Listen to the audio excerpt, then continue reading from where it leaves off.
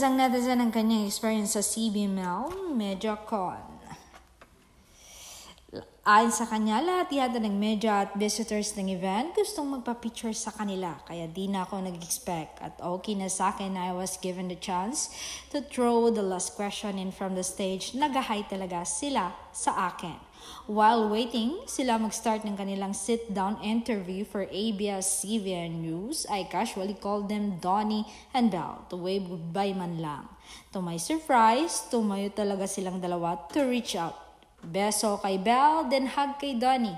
Thank you for coming down despite my busy schedule then. Nahiya naman ako, super short chat, pero super naramdaman ko yung warm and sincerity. Pwede namang nag-wave back lang sila at flying kiss. Then Donnie said bago ako umalis, tara Miss France, picture tayo. Ito na yon. Na-amaze ako at how these two remain so humble despite their new gen superstar status. I promise these two na gabi-gabi akong manonood ng Can't Buy Me Love for them.